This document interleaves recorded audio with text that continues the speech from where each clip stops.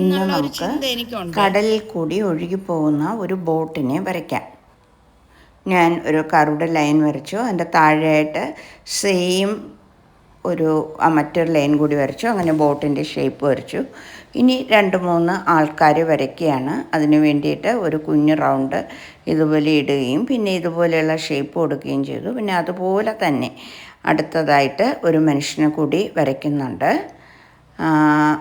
ഇനി അടുത്ത് ഒരു കുഞ്ഞു മനുഷ്യനെ കൂടി അതുപോലെ വരച്ചു.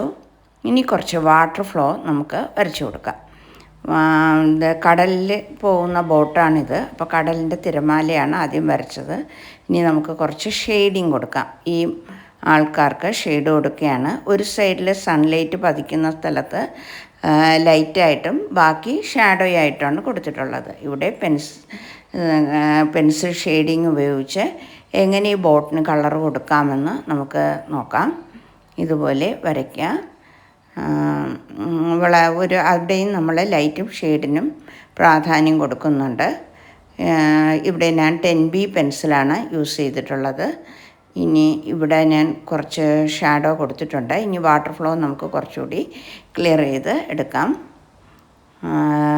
വളരെ റഫായിട്ട് വരയ്ക്കുന്ന രീതിയിൽ വളരെ സിമ്പിളായിട്ട് ചെയ്താൽ മതി. ഇനി ഞാൻ കുറച്ച് ഹൈ ഷാഡോ കൊടുക്കുകയാണ്. ഹൈ ഷാഡോയുടെ അടുത്തായിട്ട് തന്നെ നമുക്ക് കാണാനൊക്കും. ഷാഡോയും പിന്നെ ലൈറ്റും കാണാനൊക്കും. ഇവിടെ വച്ചിട്ട് ഞാൻ കംപ്ലീറ്റ് ചെയ്യാണ്.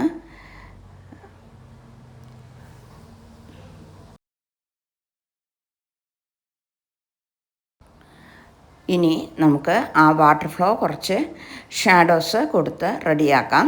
ഇതുപോലെ ചെയ്യാം. ഇനി ഞാൻ കുറച്ച് സ്പീഡിന് തന്നെ ഈ വാട്ടർ ഫ്ലോയുടെ ഷാഡോസ് കൊടുക്കുകയാണ്.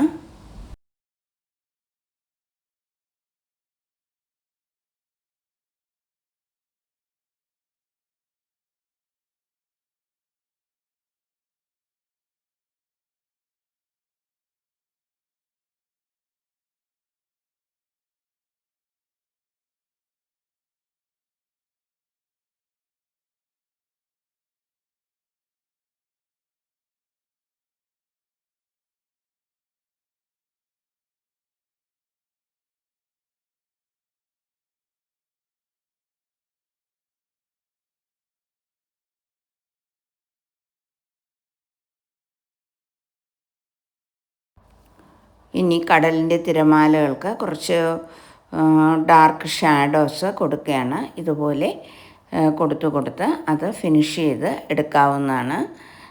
ചില സ്ഥലത്ത് ലൈറ്റായിട്ടും ചില സ്ഥലത്ത് ഡാർക്കായിട്ടും കൊടുക്കുകയാണ്.